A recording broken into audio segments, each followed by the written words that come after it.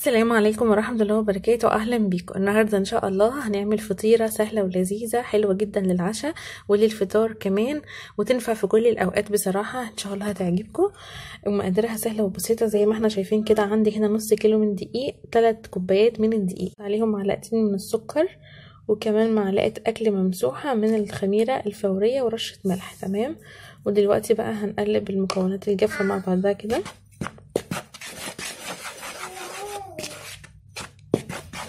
تمام. ودلوقتي بقى هاخد عندي اي مادة دهنية عندك، سواء زبدة او سمنة او زيت. هاخد 3 معالق.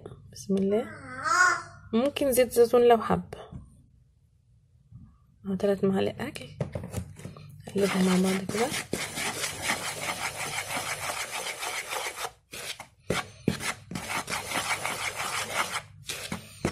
تمام. دلوقتي بقى عندي ميه دافيه للعجن. تمام. انا حطيت كوبايه الميه الدافيه كلها، وبايدي بقى هفضل اعجن لحد ما تكون معايا عجينه متماسكه. انا عايزه العجينه بتاعتي تكون طريه.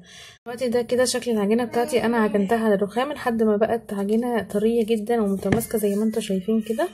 تفضلي تعجني على الرخام لحد تعجني فيها فتره يعني. تمام. حوالي 5 دقايق عشان تبقى عجينه متماسكه معاكي وطريه زي ما انتم شايفين كده. دلوقتي بقى هنعمل ايه؟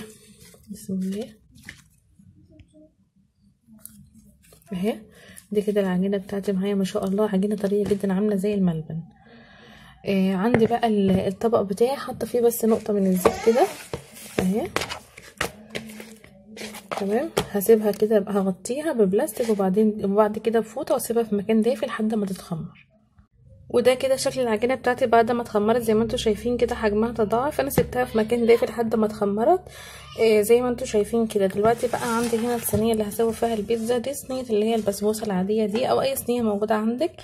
دي صينيه تقريبا مقاس 30. دلوقتي بقى انا خدت قطعه من العجينه كده زي ما انتم شايفين على الرخام، هفردها. ودي بقى قطع العجينه انا قطعتها كده زي ما انتم شايفين، حتت صغيره، كور صغيره كده. وهاجي بقى على القطعه دي هفردها كده. تمام. هفردها بسمك حوالي نص سنتي عشان نفردها في الصينيه. تفرديها بقى بايديكي، بنشابه، باي حاجه متوفره. دلوقتي بقى انا فردت العجينه بتاعتي اللي احنا فردناها مع بعض دلوقتي في الصينيه زي ما انتم شايفين كده. هاجي بقى على الكور الصغيره اللي انا عملتها دي، هفردها كده زي ما انتم شايفين، وهحشيها باي حشوه تكون عندك. انا هحشيها جبنه موتزاريلا. عايزه تحشيها ميكس جبن اللي هو موتزاريلا على شيدر على رومي، براحتك.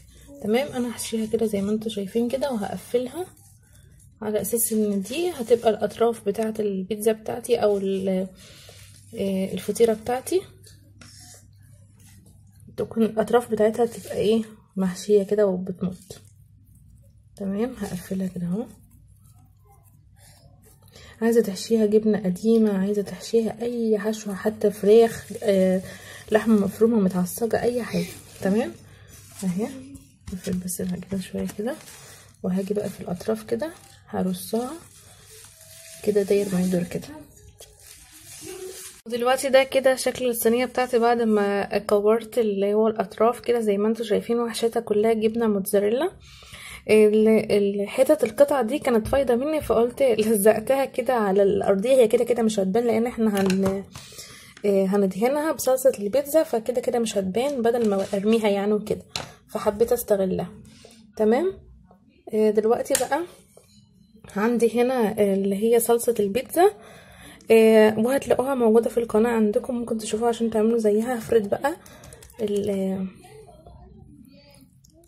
الصلصه كده بتاعتي. ممكن هقول لكم بس على صلصه البيتزا. بتجيبوا صلصه عاديه وتجيبي طماطم مفرومه عليها شويه، وكمان زعتر، توم مفروم، زيت زيتون او زيت عادي، وتوم بودره، وشويه من الملح كده، وشويه زيت. كل ده على البارد، وبترفعوهم على النار، او رشه سكر، او معلقه عسل ابيض، بتدي طعم وبتفرق جدا جدا في الطعم.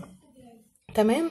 وبترفعوهم على النار. كل ده بيتقلب على البارد، بترفعوهم على النار لمدة 5 دقايق كده لحد ما الطعم يأثر ويبقى طعمها حلو. بعد كده بتنزليها وتسيبها تبرد شوية. انت لو بتحضري الحاجات دي وقبلها بوقت طبعا هتوفر معاكي وقت كتير، عشان لما تيجي تشتغلي تلاقي كل حاجة جاهزة معاكي. تمام. انا هدهن الوسط بتاع البيتزا بتاعتي او الفطيرة بتاعتي كده.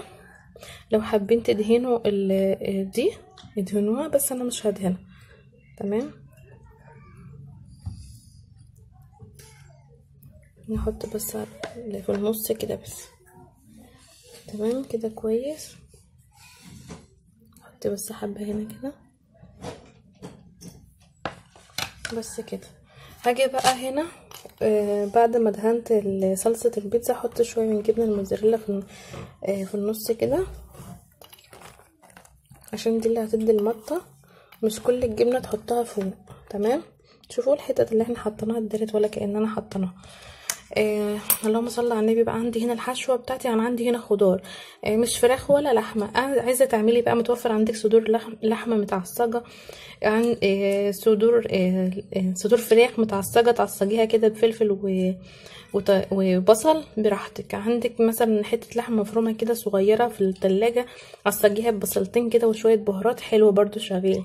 انا عندي هنا بقى بتاع اللي هو زيتون اسود اللي هو بتاع البيتزا ده، وطماطم بس من غير القلب بتاعها، اللحم بس. تمام، عشان مش عايزين فيها اي ميه زي ما انتوا شايفين كده. وفلفل اخضر، ممكن فلفل الوان، فلفل احمر، اي حاجه موجوده عندك حطيها فيها. ممكن تعمليها بالتونه زي ما انت عايزه بقى. اعملي الحشوه دي بقى اختياري. تمام، هوزع الحشوه بتاعتي كده في النص كده. تمام، شايفين ما شاء الله الالوان جميله ازاي. اعملي الحشوه بقى اللي تعجبك. تمام كده. هتظبطي بس الحشوه في النص كده. ممكن فلفل الوان زي ما قلت لكم عشان برضو تخلي الشكل حلو، بس هو كده ما شاء الله زي ما انتم شايفين كده الشكل حلو جدا. هنيجي بقى على الوش هنحط شويه من جبنه الموتزاريلا، نغطي بقى الحشوه بتاعتنا الجميله دي عشان تتمط بزياده بقى.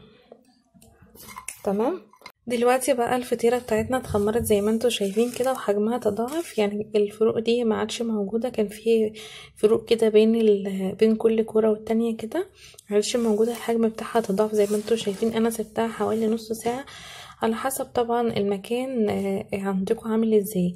انا غطيت الصينيه دي بالاستكايه كده كبيره، بحيث ان العجين زي ما قلت لكم ما يلزقش في الغطا. تمام، وبعد كده غطيتها بفوطه او بطانيه صغيره تكون عندك كده، عشان تتسرع من عمليه التخمير وما تاخدش وقت معاكي في التخمير. سبتها نص ساعه. دلوقتي بقى الفرن بتاعي شغال على درجه حراره 200. تمام، هشغل الفرن من تحت بس على على الشبكة كده في النص. هتحطي الصينية بتاعتك، مش هتشغلي الشواية خالص غير لما الأرضية تستوي خالص. تمام، وتتأكدي كمان ان الكور دي كمان استوت. تمام، ده كده شكل الفطيرة بتاعتنا بعد ما خرجت من الفرن. هي لسه سخنة بس انا شوية بتحمل الحرارة يعني. ده كده شكلها زي ما انتوا شايفين ما شاء الله. لونها حلو جدا من فوق، وكمان طرية زي ما انتوا شايفين، طرية وهشة جدا. شايفين ما شاء الله شكلها يفتح النفس بجد، وكمان ريحتها قلب البيت عندي هنا ما شاء الله.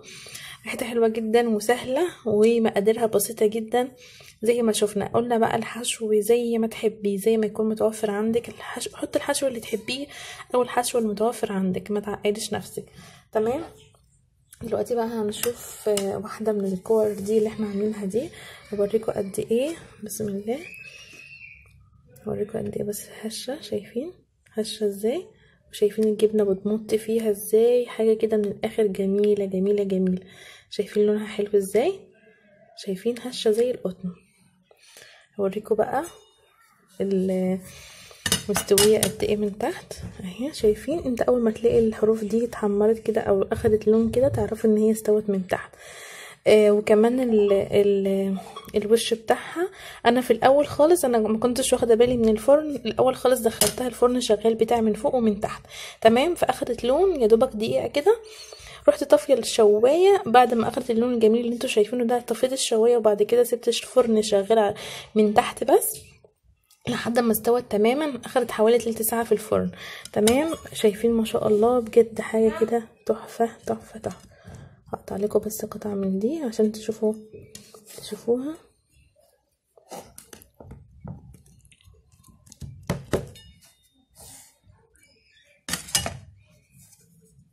عايزة بس اوريها لكم كده. شايفين ما شاء الله، جميلة جميلة جميلة. شايفين في جمال احلى من كده؟ جميلة حلوة قوي قوي، ريحتها حلوة وطعمها حلو، ان شاء الله هيعجبكم ونتيجتها بجد حلوة ومتاخدش وقت خالص. يا رب يكون الفيديو عجبكم، ما تنسوش تعملوا لايك وشير واشتراك في القناة وتفعلوا الجرس عشان يوصلكم كل جديد ان شاء الله. والسلام عليكم ورحمة الله وبركاته، مع السلامة.